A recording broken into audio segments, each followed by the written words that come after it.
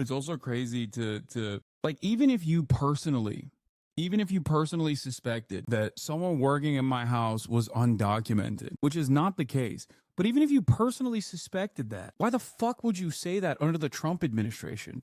Are you insane? Like that's you didn't think even a little bit about this when you were just like chirping about this on stream? You're talking about people fucking calling CPS to your house, which I think is completely unacceptable. Like ridiculous shit, right? You didn't consider that like that could potentially cause ICE to fucking come to my house. Yeah, they're gonna lock up my fucking mom or the landscaper or anyone with the hopes that they nabbed somebody and then fucking ship him off to El Salvador. Insanity. Even if these details aren't inherently damning, Ethan is still pushing a narrative to make Hassan seem inconsistent or hypocritical, shaping public perception to fit his own agenda. And then on Monday, they claimed your parents don't live with you and you probably own multiple houses. Why would I own multiple houses? I live rent-free in his mind, it seems. Even past all this, isn't he in a lawsuit for wrongful termination? Yes, that's why he said that shit. Because the reason why he said that is because like he wanted to move the attention from his audience that would have cared about this, his own personal issue, and then turned around and like started talking about my family, which I think is fucking crazy. Like, what are we doing? What the fuck are we doing? There are unwritten, unspoken rules, right? In even like YouTube drama sphere shit, where like you're not supposed to take it to the Kiwi Farms level. You know what I mean? This is obsessive. This is straight up Kiwi Farm shit. Talk about Hassan, don't talk about his family. Exactly. It just blows my fucking mind, dude. we also have Ethan endorsing harassment towards Reddit employees and their families. I'll say there's a reason why I rarely ever bring up my family. I talk about them every now and then, or my private life in general. It's because I already have a bunch of rabid fucking haters. What the fuck? Like, I don't want them to be unjustifiably targeted and smeared and fucking attacked. Like, it's crazy. I can deal with it. Remember when they tried to say your father was a billionaire? They still do. Grok says it too. It's really funny. Someone was like, at Grok, what is Hassan's father's net worth? And Grok was like, Hassan's father has $5 billion. It's so stupid. Say this. I do want to say Steve Huffman, Jen Wong, Drew Valero, do you think that is? Yeah. Christopher Slow. I would very much not want you to experience how terrible it is to have a snark subreddit digging into you and everyone close to you. Like, the irony is completely lost on him, where he thinks like this video basically covering this in sequence kind of exposes the inherent hypocrisy of like his action, and then how he's like turning around and being like, yeah, I'm gonna do that to everyone, not ever considering maybe consistently doing that is the reason why a lot of people also come after you in ways that are completely ridiculous and completely unacceptable. This is precisely what I was talking about with the CPS shit, when people were mad at me, when they were like, Hassan, or his audience was mad at me, and I think Ethan was mad at me too, where I was like, I don't think this is even remotely appropriate. I don't think it's remotely acceptable to fucking call CPS on a YouTuber that you don't like. I think it's ridiculous. You're doing harm to the children. I think Ethan's children are significantly better off being with Ethan, regardless of his opinions, regardless of whatever the fuck he's doing.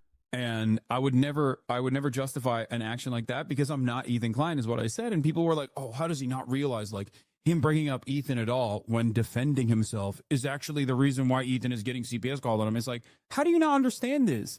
My point is, I think consistently fucking obsessively going after every single person every single day is unironically drawing a shit ton of negative attention towards them and their immediate family members. And it's what Ethan is doing every day. And there's evidence for it, like right here. At organizing harassment in real life and online everywhere you go, because I just don't want that for anybody. It would to make a snark subreddit about the leadership of Reddit. That probably exists the way that you think so?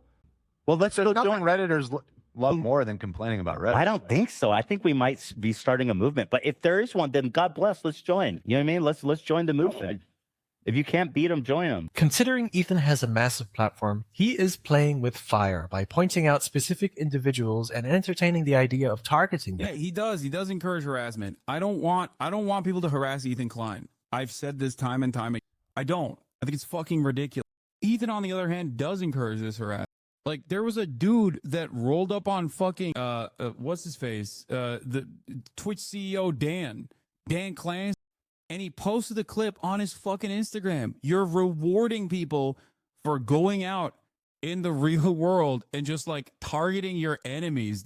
There's a million CEOs that you could be making out to be an enemy before you arrive. The fucking CEO of Twitch. Holy shit. That is insane. Like there are the words of Bill Burr, there's dudes who, you know, there's dudes who privatize wall. There's healthcare CEOs out there, and his gripe is with fucking the CEO of Twitch. The passive It was a lady, sir. Oh, I didn't watch the video. I just aggressive justification of saying Would very much not want you to experience. is an indirect encouragement of scrutiny and potential harassment. With his audience influence, even a vague suggestion can inspire people to take action. Whether there's like actually anti-Semitic CEOs that own social media platforms. Fucking Elon. Like Elon Musk is now a part of the federal government. He is literally a sig-heiling neo-Nazi who owns. And instead of talking about that guy, you're like, you know who is the real? You know who's a real anti? Dan Clancy. Why is he anti-Semitic? Because he won't deplatform people that I want him to deplatform, even though he does deplatform them sometimes. But even then, it's not hard. he explicitly commands it or not. This was sent to my sister today. She's 16 years old. They haven't slowed down. This is the type of shit my family receives every single day. This is a form of intimidation rather than constructive criticism. Encouraging a mob mentality can incite people to actively participate in targeting individuals. While Ethan and his fans may argue that this isn't doxing because the names were already the issue how he framed it, which is problematic and falls into a gray area of targeted exposure, a form of soft doxing.